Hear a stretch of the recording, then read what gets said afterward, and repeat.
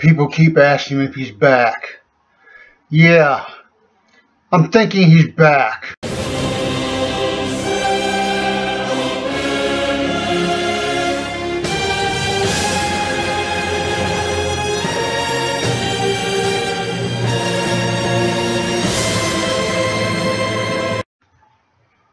Yes, Keanu Reeves is back, reprising his role as John Wick. It also stars Ricardo Samacho, Ian McShane, Common, and Lawrence Fishburne.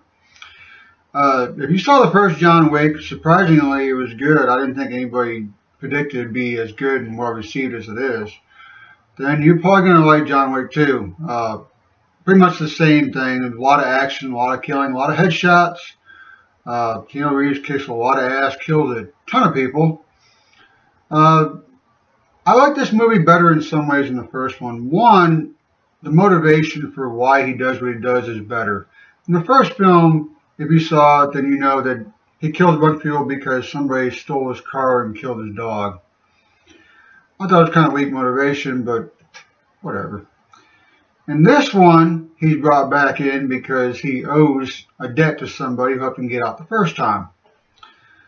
And shit happens, and he has to kill a whole lot more people. I have some issues with this film. I can't really go into spoilers. I'm not going to give any spoilers on this, but if the main villain had left things alone, then the whole second half of the movie wouldn't even happen. I'll just say that. And another big problem I have is with Lawrence Fishburne. Now, you don't see him till like an hour and a half in this movie, or pretty close to it. He's only in it for about 15 minutes. Now, the problem I have with him, even though I enjoyed seeing him and Keanu Reeves interacting again, kind of like a Matrix Revolution reunion, Keanu Reeves asks him for help. Now, all he gets from Lawrence Fishburne is a gun with 7 bullets, and one of his guys gets him in the museum where the main villain is. He didn't really need Lawrence Fishburne's help. He can get a gun anywhere with 7 bullets. And he could probably get in the museum by himself if he wants to.